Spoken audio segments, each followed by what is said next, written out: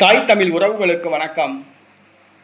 திமுக தலைவருக்கு எதிராக கூட்டத்தை கூட்டுகின்றார்.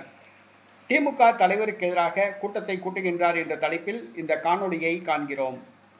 திமுக தலைவர் மு.க. ஸ்டாலின் தேர்தல் தோல்விக்கு பிறகு திமுகவை மறுசீரமைப்பு செய்யும் பணிகளில் ஈடுபட்டுள்ளார். திமுகவில் கிளை செயலாளர் 45 வயதுக்கு மேல் இருக்கக்கூடாது, ஒன்றிய செயலாளர் இரண்டு முறைக்கு மேல் பதவி வகிக்கக்கூடாது, மாவட்ட செயலாளர் 3 முறைக்கு மேல் பதவி வகிக்கக்கூடாது, மாவட்ட செயலாளர் 70 வயதுக்கு மேல் பதவியில் இருக்கக்கூடாது என்று சட்ட விதிகளில் மாற்றம் கொண்டுள்ளார். திமுக தலைவர் மு.க. ஸ்டாலின் உயர்மட்ட குழு கூட்டத்தை கூட்டி சட்ட விதிகளில் மாற்றம் செய்யப்பட்டுள்ள இந்த கருத்துக்களை தெரிவித்தார்.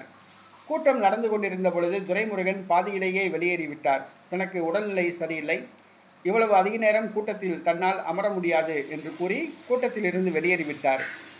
வெளியேறிய துரைமுருகன் கருணாநிதி குடும்பத்துக்கு எதிரானவர்கள், மு.க. ஸ்டாலின் குடும்பத்துக்கு எதிரானவர்கள், திமுக தலைமைக்கு அதிருப்தியாக உள்ளவர்கள்,